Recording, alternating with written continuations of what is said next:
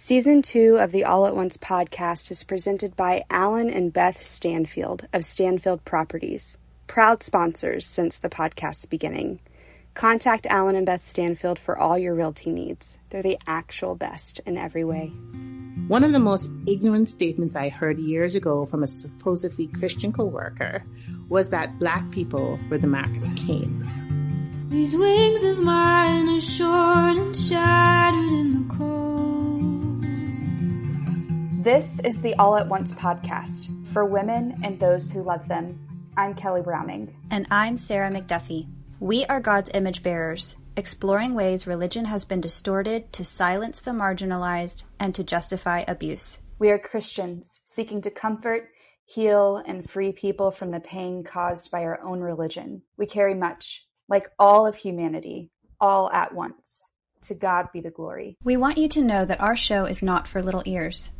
Also, the content we cover may be triggering for those who have experienced trauma. The people we interview present ideas that we align with, and they also present ideas that make us uncomfortable. I invite you to join us in this discomfort as our views, opinions, and experiences are challenged.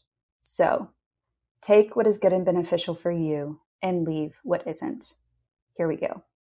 Janis, my friend, thank you for joining us on the All at Once podcast today.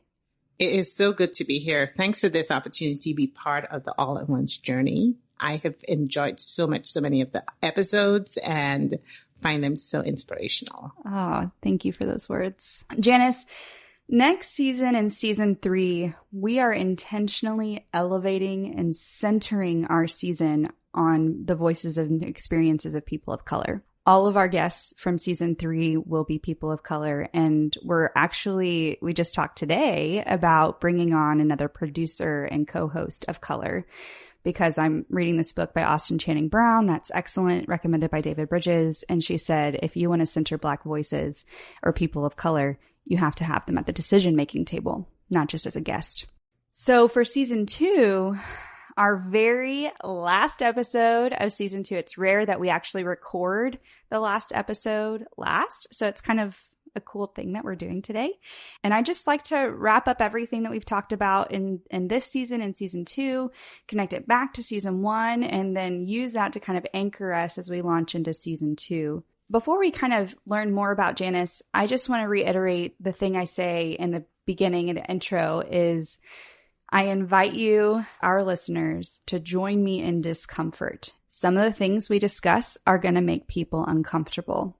We will be confronted with our own fragility and really the fragility of a system built by wealthy white males for wealthy white males. And this is something that you're familiar with, Janis. I remember you preaching a sermon about how you don't want America to go back to how things used to be. And it was incredibly powerful.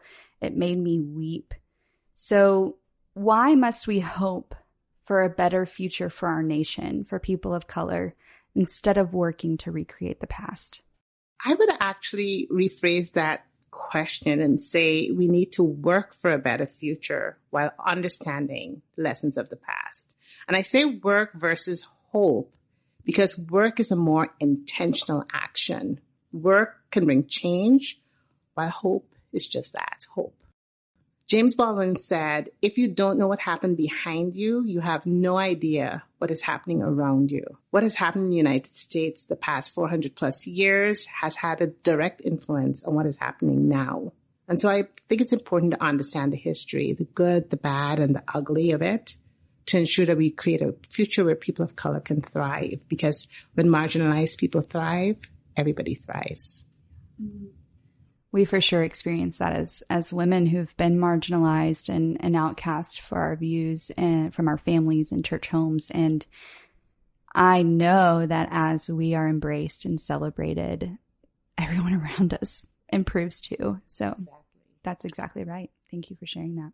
As I thought about what else we want to talk about in this podcast, because this is a really exciting time for me as the producer of the show, and a vision for where this podcast is going. It's just really exciting. But I realized that I just don't really know a lot about your story, Janis. I've known you for 8 years or known of you. My husband grew up with your kids. You've known of my husband for way longer than you've known me. And I just realized I don't know a lot of your story.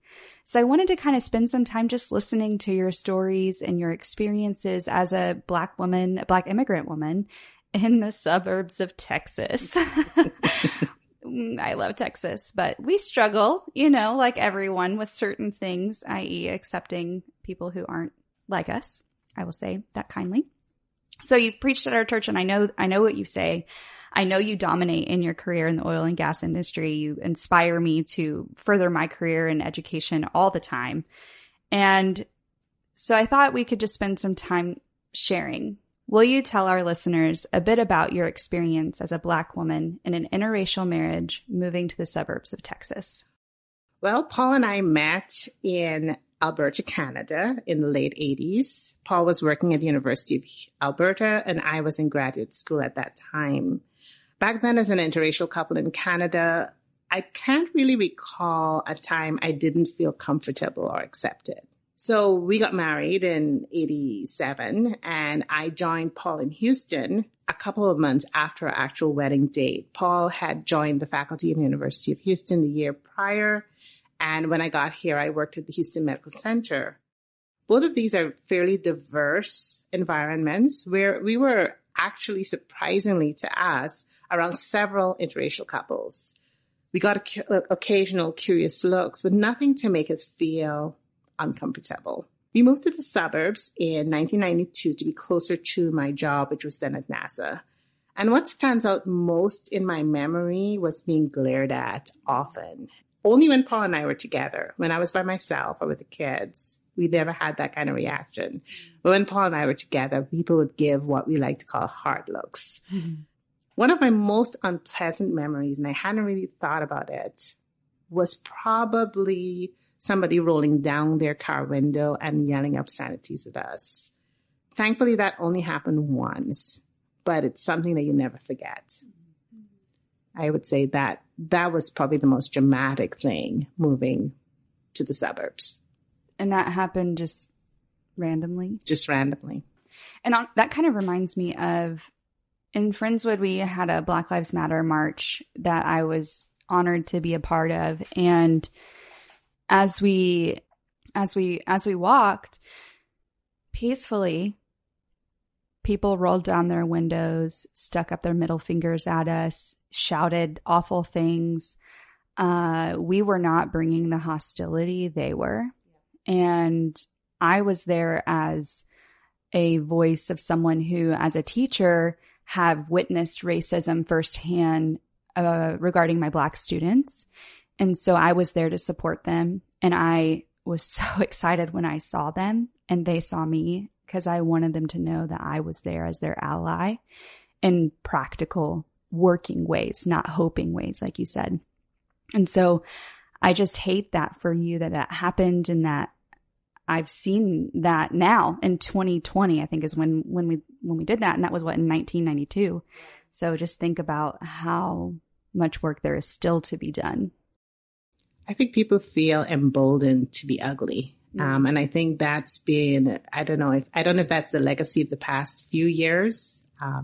But I think people feel emboldened to be ugly. I was at that march as well. And for me, I saw that, but I guess that the ugliness on the road passing by was overwhelmed by the sheer support that I felt in that crowd. And that crowd was, I think it was predominantly white crowd. Yeah. And I felt supported within this community, and I thought it was very powerful. I got emotional because I remember what it felt like as a victim of sexual assault to be joined by that many people who weren't victims of sexual assault to say, your experience matters. We support you in practical ways. Here is how I'm going to do that. And I felt like I was able to do that for my Black students and my Black friends and say, your experience, although they're only, I don't know, like probably 5%, I don't know, we have very few, very, very, very small percentage of Black people in our community, but those people matter to me. And to see that many people saying that you matter, your experiences that you've had in this town matter. And I'm committed to changing it for you. And it was a powerful experience. How have you encountered racism and sexism here and in churches and workplaces, at executive functions? Tell me about some of those encounters. So I would say racism and sexism in America can be subtle microaggressions, or it can be in your face blatant. So let me talk a little bit about the microaggressions. And that's a word that really became I didn't even know what that was until after George Floyd. Now it's part of our American vernacular, right? Mm-hmm. So if you haven't been the recipient of a microaggression, and I think women of any color experience this, but if you haven't been a recipient, it's sometimes hard to explain what it feels like. In my mind, it's kind of like a bruise that just keeps getting hit repeatedly. That's what it feels like to me. So here are my bruises.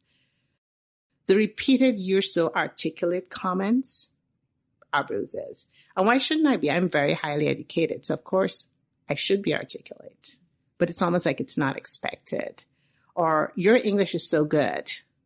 Really, I'm from a British colony where we actually learn the Queen's English for years and we do grammar for years. "You're not like them," meaning other Black people. I get that a lot. I'm never really sure what that means because I'm very much like most of the Black people that I know. And it seems odd to generalize a whole race of people to the worst of it. Could you imagine if I generalize all white people to the worst of white people? But that's something that I get a lot and that gets very old. I've also had the usual experience about being followed by the police, being pulled over for no apparent reason. My sons have experienced this way more than I have. I've had negative experiences in stores where I'm followed. The unspoken message in all of this is you don't really belong here. You couldn't possibly afford to be here, or you might steal something. That's never very fun. I've had people be visibly surprised when I show up as Dr. Street, and I've watched salespeople engage with Paul, my husband, solely and ignore me when we're making major purchases. I don't know if that's a Black thing or a woman thing. Probably a little both. Probably. And while all of these are a little bit disturbing, I would say that encountering prejudice of any kind in church settings is even more painful. It goes beyond bruise level to now wounding level in my mind. And I must confess that in my naivety, I never really was prepared for some of those experiences. So in a church we attended in Houston, we saw racism in the resistance to hosting an English as a second language class for young Hispanic moms because they and their children were immigrants and there was concern about their kids using our nursery facility and using our kids' toys, implying that they were unclean. Needless to say, we did it anyway. I've been in congregations where women's ideas and voices have been limited to childcare and choir. What a waste of talent and energy is what I always think. One of the most ignorant statements I heard years ago from a supposedly Christian coworker was that Black people were the mark of Cain. And this was said with great sweetness and sincerity, oblivious to how wounding those words might be to me. I'm so grateful that I never heard that in any church setting, but confess that it really did wound me deeply. And that was like in the late 90s. I still remember it today. So let's move out of the church into kind of more work settings. I've been in management roles for most of my career, and that has been an interesting experience. It isn't uncommon for me to be the only Black person in a meeting, and I've had many times where people assume that I'm the admin, even though I might be the most senior person in the room. Like many other women, I've had the joy of being mansplained to, putting forward an idea, only to have it be more accepted when a man says the very same thing. Before coming to the U.S., I was warned that as a Black person, I would always have to be twice as good as a white person to enjoy the same success. And to be honest, I really hadn't thought about it very much. But when I reflect, every position that I've had as a Black person where I succeeded a white person, I have been way more qualified. I wouldn't say way more qualified, but more degreed than the person that I replaced. And so if the papers are next to each other, yours is stacked against them. Yes. Yeah. So it that has been something that has been an interesting thing to reflect on.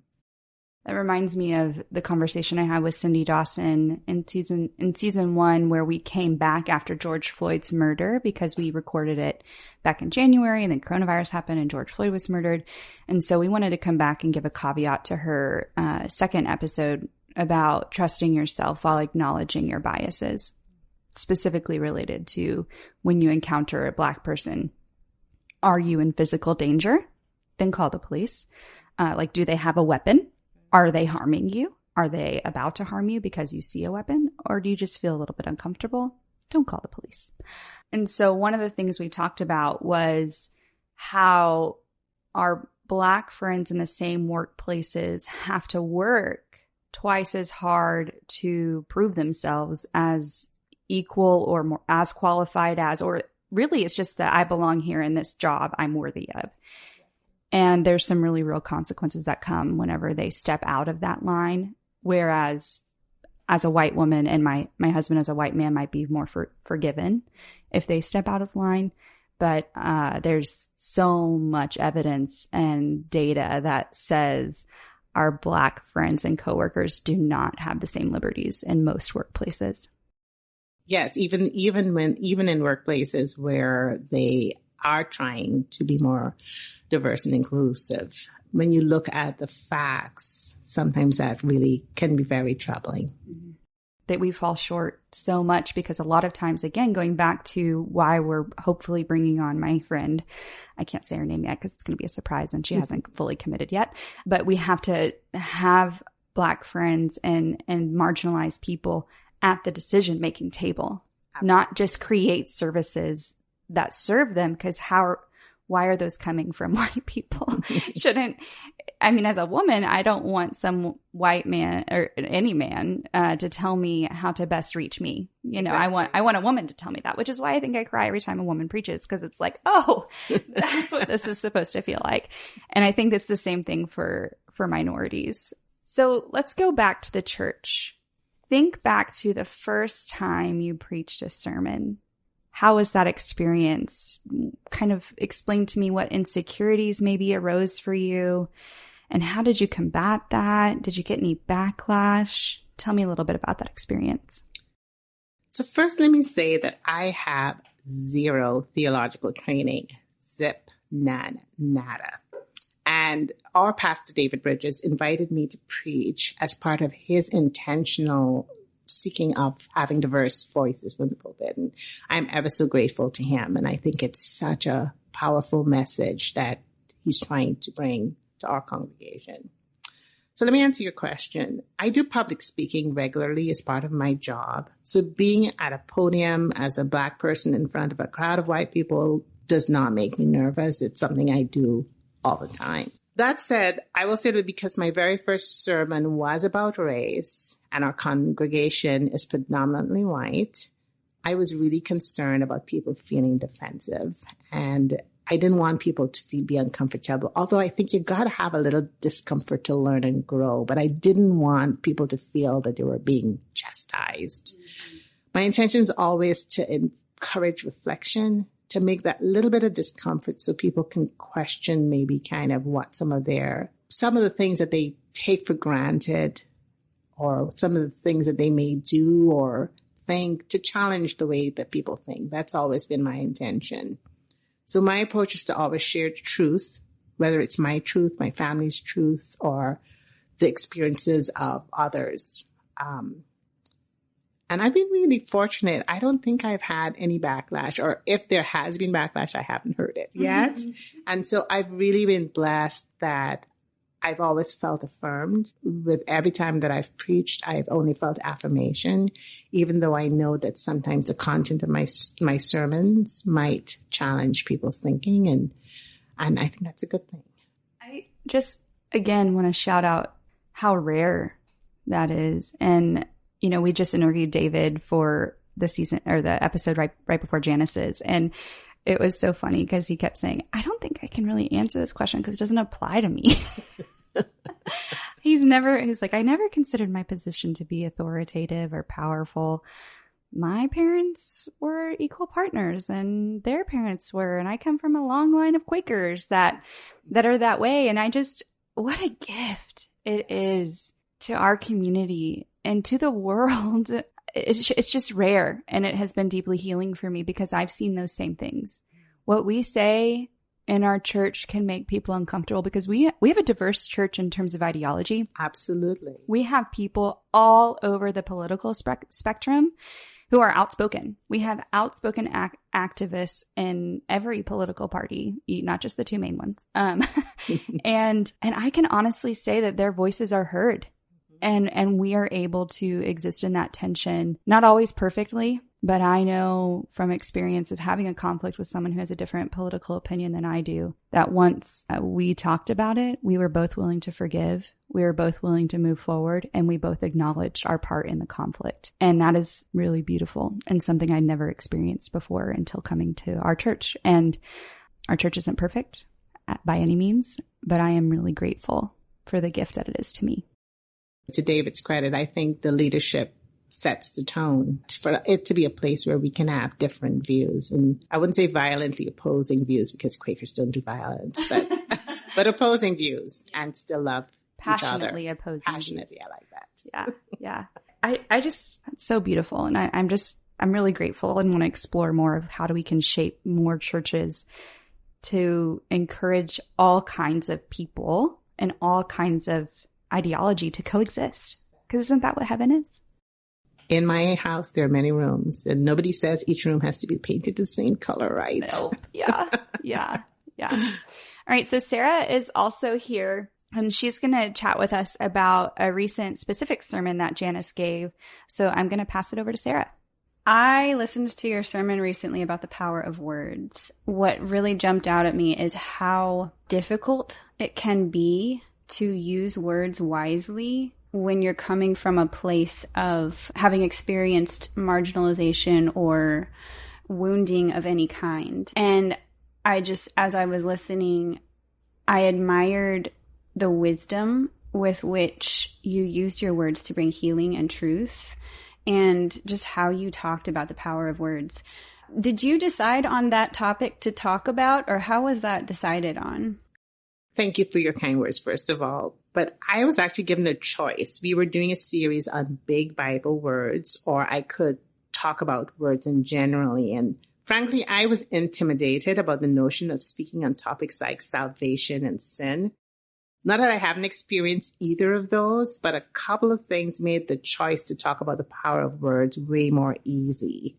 First, knowing how much words have impacted me, both negatively and positively, I could relate to it. And it's always cool when you can relate to what you're talking about on a personal level. And then secondly, we've just come out of and are still in a place where social media and talk radio has been able to incite people, I will say, to bad behavior. We can see the power of words, both written and spoken. And so as I was preparing for the sermon, two authors really influenced kind of my approach to it. First, Eugene Peterson and Dr. Tony Evans. Eugene Peterson has a book of poems called Holy Luck, and he advocates about what I like to call word malpractice. And I say that in my sermon, where he describes how words can be used to exploit, how words can be misused, how they can be used for manipulation. Tony Evans also has a blog where he describes words as weapons of mass destruction.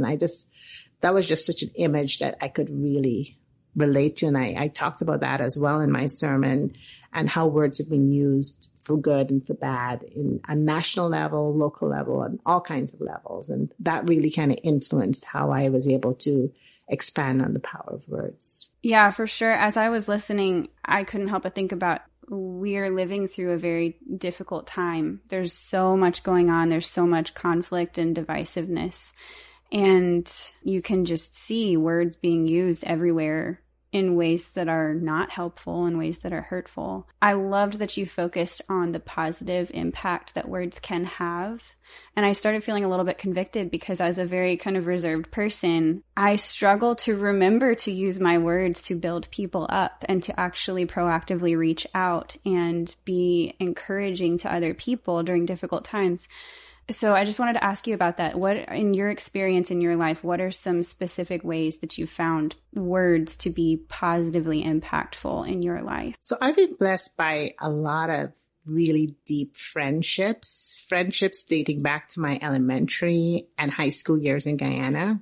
And then more recently, close friendships with my Texas girlfriends. So many of these women have encouraged me over the years. In times when I struggled, those have been sources of words of encouragement. But I think the most encouraging words that I've ever received were as a teenager from my dad. For context, my formative years were spent in Guyana, which is a traditional patriarchal culture, and where I was told on multiple occasions that my goal in life was to marry well. That was my goal. My dad always actively rebutted that notion and affirmed two things. His expectations for his 3 daughters were the same as his expectations for his 2 sons. Wow. And he also affirmed that each of us could be anything we wanted to be. I heard that loud and clear from my dad, and I was blessed by that then. And that still is something that I carry with me even today as I approach 60. What? Yep. No. Yes. That can't be. You know, Tina just turned 50, I think. Yes. And that one was weird for me. I was like, wait a minute, you're 30. Wait, no, I'm 30. Age is weird. It is. I'm like still in college, but I'm not. And I'm 32, and my husband's turning 34, and I'm like, what? I don't understand this world. Well, you look great, and you're healthy, and you just hiked a crap ton of mountains for a week. So, that's right. You know, you inspire me. Thank you. Damn, I'm jealous. She's a bad fun. That will be so edited, cool. right? I'll see. In your sermon, you talk about how important it is to walk the talk. Can you explain what that means? For me, it's about how we put our words into action by walking what I like to call the godly talk. If we as Christians are to, as Tony Evans says in one of his podcasts, speak with love and declare truth boldly, it can't just be sound bites and niceties. Instead, we have to put our words of love and encouragement into action. In Luke chapter 6, Jesus connects our words to our actions when he talks about each tree being recognized by what it produces. So if we just play lip service with our words and don't reflect the way that Jesus asks us to live in our actions, we have a mismatch between our talk and our walk. Can you talk about ways that you've experienced Christian community that did walk the talk versus those that did not? When I think of our earlier years in Friendswood, I get a really good picture of what that walking the godly talk looks like. In the first couple of years after moving to Friendswood from Houston, we drove back and forth about 45 minutes each way to the small church in Houston that had embraced our young family. After over 2 years of doing this, 3 times each week, we decided that we needed to find a church closer to home. So Sunday after Sunday, we would drive past Friendswood French Church, which is the closest church actually to our house, but we would drive past it to visit neighboring churches in our quest for a new church family. And each week we would get back home feeling hurt by the reactions we received. With very few exceptions, we were met each time with either silence, coldness, or stares. And while they were singing of God's love with their lips, their actions really spoke much louder. They were not welcoming. Our biracial family was definitely not wanted in those environments. And after several years of this, we finally decided to pay a visit to Friendswood French Church because we were driving past it all the time. We thought, let's just go check it out. And although it was 25 years ago, I still remember that first visit like it was yesterday. We were warmly welcomed. We saw God's love in action. It was reflected in the smiles, in the greetings shared by many folks, and the affirmation and love our family still receives even today. And this is kind of a side, we actually had a scale. We would have a pupil dilation factor when we would walk into churches. And it would go from 0 to 5. Did they look horrified? That was a 5. Or was it, like nothing at all? But it was unfortunate we had lots of 4s and 5s. What was ours? Like a 1? 0. There was no pupil dilation. People just, I remember it was Kim Page and the Kerrs. They just were so welcoming to us that first time. And I just, again, what David talks about is we have centuries of history behind us of this. Yes. John Kerr and Kim Page, the two men that you just are old white guys. Yes. Yep. Who, you know, born and raised, I think, in Texas. I mean, they're Texan white guys. And I just love that you mentioned that. Yeah. We have a long history of this. Yeah. We knew we were home and we've stayed. I'm so glad you found that. Yeah. It makes me sad, though, to hear about the other experiences. And I'm just so sorry that you experienced that. And in some ways, I can also relate. And I think this is a topic that for me hits home as well, like as a single mom visiting churches. And I think it's kind of common for Christians to be seen as huge hypocrites just for how we talk about how much we love people.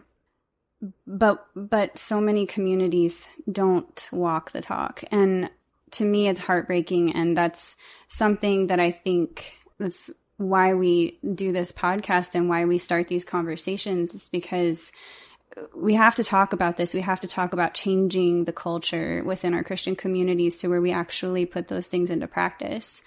Can you talk about some ways that we can disprove that assumption that Christians are hypocrites in this area, practically speaking? I think the fact is that some Christians do treat today's what I'll call, air quote, others, whether they're immigrants, people of color, the LGBTQ community, just to name a few, very similar to how I think the Pharisees condemned the prostitute, the taxpayer, and the others in the Bible. I think it's exactly the same thing.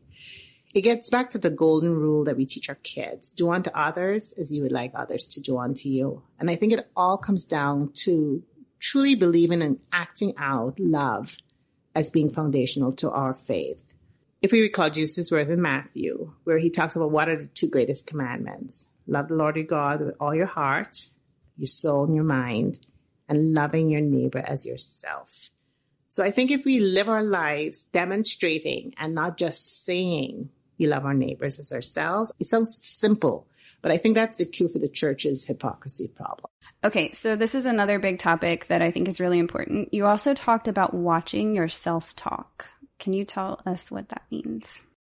So when I say watching our self-talk, it's a reminder for us to acknowledge and avoid word malpractice on ourselves. You know, this is that negative self-talk that forms our internal dialogues. And I think we all do this. It's all the negative I ams that vie for our attention. There's that age-old question, is your cup half full or half empty? And I've always been much more of a half full kind of person. However, I've had my half empty moments too. So as an example, as a young professional woman, I was one of a few women in our church at the time when my kids were young who worked outside of the home. And so my negative self-talk was that I was a failure as a mom because I chose to work. I didn't have to work, but I chose to work, and I loved my job. It was such a blessing to hear the All at Once episode with Laura Porterfield, where she really discussed the multiple roles of Christian women. That, you know, as old as I am, that was so affirming for me. And I know that it must have been affirming for lots of other women who've made that similar choice. Before I formed some of the deep friendships that I have in our church family, I had lots of bouts of loneliness and homesickness, and I really would want to go back home. And I would tell myself things like, I'm too foreign, too Black, too different to be deeply loved here. I think when you think about self-talk, an important thing is to remember whether your cup is half full or half empty, it's always refillable. Mm-hmm. And I think that's kind of where we can try to make a change in how we do that negative self-talk. That reminds me of a book that I have for my kids. I think it's called How Full Is Your Bucket? And it really kind of illustrates for kids how the concept of your bucket being full or empty, and the kinds of things that pour water out of your bucket and the kinds of things that put water back into your bucket. And then the ability to recognize the buckets of the people around you and to be able to make a difference in their lives as well. And it's just, I mean, even as a parent reading this book to my children, I'm like, I need this reminder. We need to read this book regularly because it's a lesson for people of all ages. It's just absolutely explained on a kid level. It just made me think of that. Janis, as you were saying, I'm too much of this or that statements, it brought tears to my eyes, because I just want to take a moment and pause there for a second. As you were talking, I want our listeners to think, what are your I'm too statements? I will share mine. I'm too difficult. I'm too intense. I'm too excited. I'm too passionate. I'm too busy. I'm too involved. I have too much fun. I'm not a good wife. Because of those things, I'm not a good wife. I'm not a good mother because I choose to work too. And I think we all have these lies that we cause a shame spiral as we go through a hardship or just see someone who reminds us of what we aren't. It's really easy to get in your head and repeat your I am too statements. But what came to my mind is how God says I am. And I just imagined God taking all of our I'm too statements, and he has those on himself as he dies on the cross. So Jesus is I am. And so we can give all of our I am too statements up to Jesus because Jesus was intense. Jesus worked. Jesus was passionate. Jesus was excited. All of these things that we've been trained by our culture and patriarchy to believe our faults are actually how God made us to be exactly how we were supposed to be. And that's really beautiful. It's a really beautiful reminder. Nicely said. I love that. Mm-hmm. So kind of continuing with that thought, what is that negative self-talk over time, just continuously? What does that do to a person? It's so destructive. It really makes us feel less than. It makes us feel inferior. It makes us feel labeled and self-defeated. And consistent negative self-talk and pessimism can even impact your health. There's some really good research coming out that talks about it, impacting your level of stress, impacting your psychological and physical well-being, as well as your coping skills. So it's really something that physically and emotionally can be detrimental. I like to say negative self-talk is like a parasite because sometimes you don't even realize that you're doing it, especially when you do it often. It can steal your energy, it can steal your joy. And it's really something that you need to recognize because I think it's a critical step in caring for ourselves to recognize when we do have those negative dialogues with ourselves. And Sarah and I got to interview Soraya Shamali a few episodes back, and she has a great book called Rage Becomes Her that I already told y'all to go buy. So just a reminder to go buy that because it talks about how negative self-talk really influences our physical health and heart disease and specifically related to women. And so I just encourage you to go read that book again. For sure. So then what's the antidote to the negative self-talk? Is it positive self-talk? Yes. I think it is basically that. And I was thinking about that. Lauren Daigle has that song, You Say. It's like my all-time favorite song. I listen to it when I'm walking the dogs. I think the people in my neighborhood probably are tired of hearing me singing along with my headset. And she sings, You say I am loved when I can't feel a thing. You say I am strong when I think I am weak. You say I am held when I am falling short. When I don't belong, you say I am yours. I just love those words. And I think it's really how she counterbalances the negative idea with positive self-talk. She sings in that song that in Christ we find our worth and our identity. And I think her words can really remind us that what I am, what we are, that each of us is made in God's image, not what any label describes us as.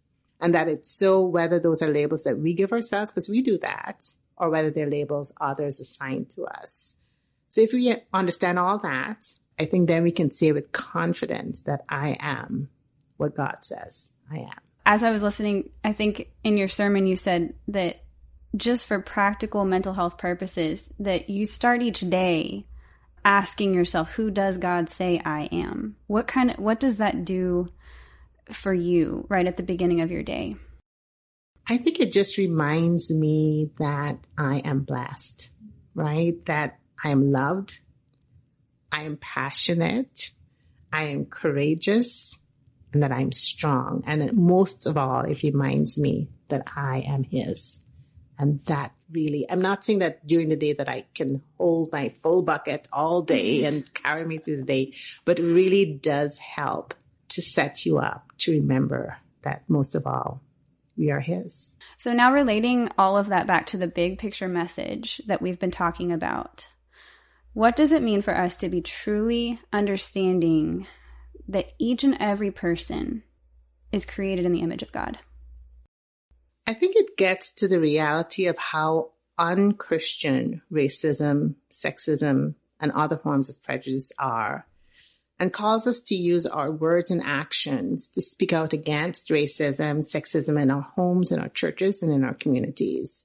Because if we understand that everyone is created in the image of God, it means that at an individual level, we understand the inherent worth of our fellow image bearers, right? And that what gives us worth doesn't depend on things like our status or gender or race, whether you're native born or immigrant, whether you're rich, poor, educated or uneducated. I think that's a really good reminder for us. And then at a societal level, I think it really does mean that we take action when policies, laws, and systems discriminate against others based on some of those same factors. I'm so glad that our listeners are able to hear your words. Janis, what would you like to leave listeners with as we prepare for our next season to learn more about the experiences of people of color and with their encounters with abuse of power within the church and as a whole? I'd like to kind of focus on Micah 6:8. It's one of my favorite verses. It sits in my kitchen window and it states, "What does the Lord require of you but to seek justice, love mercy, and walk humbly with your God?" I think this verse is a rallying cry for Christian self-examination about how we treat others who are different from us. Are we seeking justice because God calls us to justice? Our faith demands that we examine our biases and whether we treat others as fairly as possible. Are we silent when we see injustice, or are we a voice for the oppressed and marginalized? Do we love mercy? The Hebrew word translated as mercy describes God's active love. And are we actively seeking relationship with those who don't look like us or think like us? Are we walking the godly talk? And then are we walking humbly with God? I think for some, this is the hardest one. This is the one that's the biggest challenge, because are we really trying to learn with a servant heart? Are we sitting self-righteously in our little suburban bubbles? Rather than judging, are we getting curious about the experiences of others, recognizing, as Quakers believe, that there is that of God in everyone?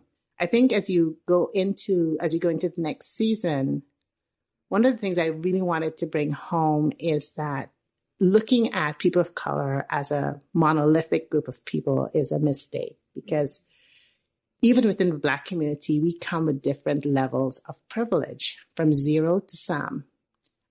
I'll give myself as an example. I grew up in a country where my father was a very important person. I'm educated. My whole family's educated. So I bring a degree of privilege to my experiences. So when somebody says something ugly to me, even though I might be hurt, it doesn't define who I am. Mm-hmm. But when you think of people who are, from the time that they are young, they've grown up in circumstances where this negativity is there always, that's a whole different experience, I think. At the end of the day, though, when I'm driving, when I'm in a store, I'm just another Black person. So my reaction to the microaggressions might be different because I come with my bit of privilege that I don't believe those things. Think of how challenging that is for someone who has a different level or no privilege. And I think that's so important to recognize that the range of experiences that Black people come with. So I think I would pray that we're all going to be responsive to God's call to stand alongside the marginalized and oppressed as we seek justice, love mercy, and walk humbly with Him. Thank you guys so much for having me. This has been so much fun. I'm so grateful for you, Janis, and in more than one way, just on a friendship level and as a role model, really, for so many young women and men to look up to as someone who seeks justice, loves mercy, and walks humbly with the Lord as you do hard things. And you inspire me. You inspire my husband. You make our lives better, and I'm grateful for you. I'm going to add some homework for our listeners. As you begin to prepare yourself for season 3, go buy Austin Channing Brown's book, I'm Still Here. It's a hard one. I've confronted my own white fragility within it. It doesn't shy away from the hard things, and it doesn't center or tone down the experiences of a Black female for my own comfort intentionally. And she talks about that. And so for homework, I want you to listen to that. I'm Still Here by Austin Channing Brown. You can listen to it or read it. I'm listening to the Audible book that's read by her, and it's phenomenal. And I think it'll help set us up well if you want to do a little bit of homework until we launch season 3. So Janis, thank you again for being here, and it's been a privilege. Yes, thank you. While the world keeps on taking for itself more than it gives. Before you go, if you like what you hear, please consider contributing to our podcast via Patreon, which is a monthly giving platform for creators like us. Visit the show notes for details or our website at allatonce.us. Sarah and I also want to recognize the All at Once team who works tirelessly alongside us. Robin Boren is our marketing director, Molly Bays is our social media manager, Taylor Diggs, our intern, and Maddie Reyna, who designed all of our podcast logos. A special thanks goes out to Alita Caldwell, owner of Funky Monkey, a boutique and shop in our hometown. There are 2 more people I have to shout out before you stop listening to this episode, and that is Larry's Designs in Friendswood. And lastly, and probably one of the coolest people that I need to talk about, is Kate Short. She wrote the music you hear in response to season 1. Check out her hit single 2 a.m. wherever you listen to your music. Thanks for listening. While the world keeps on revealing